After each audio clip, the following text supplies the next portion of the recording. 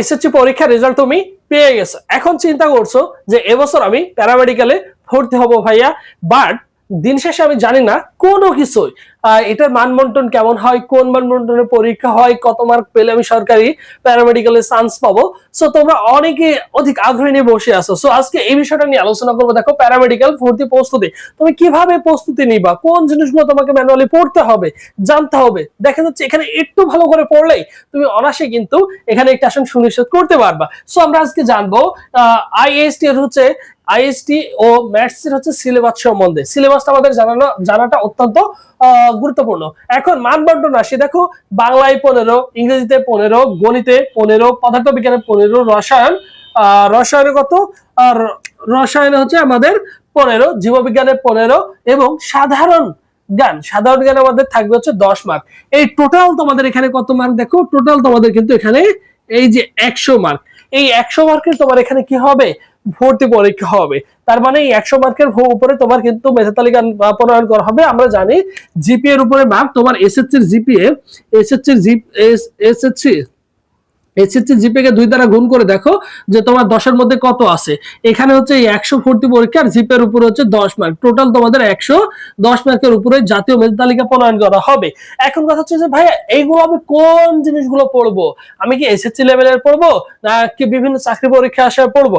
এখন দেখো, এই যে বাংলা ব্যাকরণ থেকে কোশ্চেন আসবে, ঠিক আছে? বাংলা ব্যাকরণ পড়তে হবে, ইংলিশে গ্রামার থেকে কোশ্চেন আসবে, গ্রামার মধ্যে কোন কোন জিনিসগুলো পড়বা।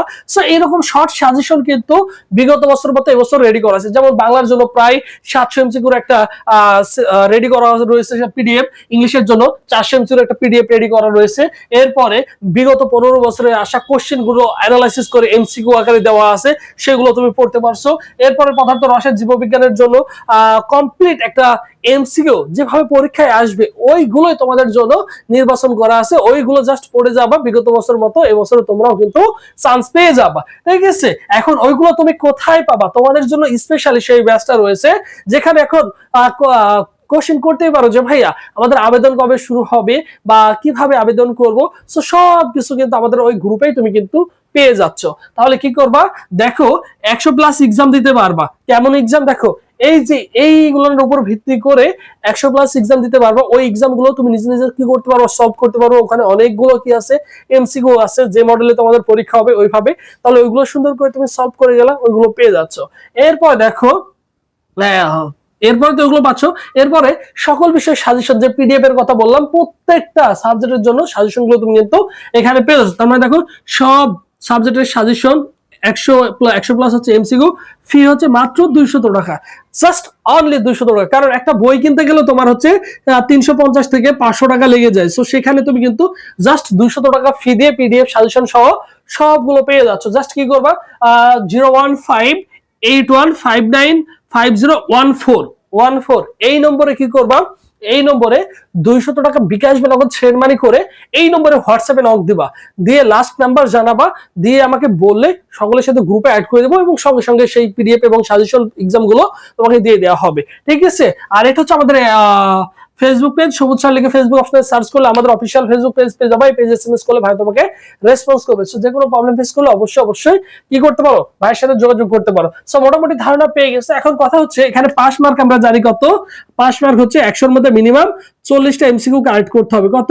40 যদি পাও তাহলে তুমি কিন্তু পাস করবা। 100টা এমসিকিউর মধ্যে মিনিমাম তোমাকে 40 পেতে হবে, ঠিক আছে? তাহলে তুমি কিন্তু চাইলে বেসরকারিতে ভর্তি হতে পারবা। আর 40 এর যদি বেশি পাও তাহলে তুমি কিন্তু সরকারি কি করবা? প্যারামেডিক্যালে ভর্তি হওয়ার সুযোগ পাবা, ঠিক আছে? সো যারা ভর্তি হতে চাও দ্রুত ভাইয়ের সাথে যোগাযোগ করো।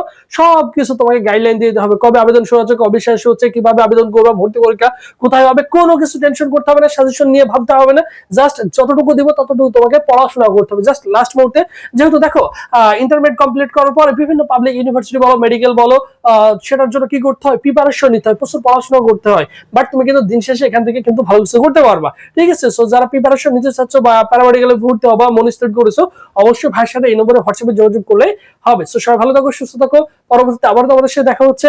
আল্লাহ হাফেজ।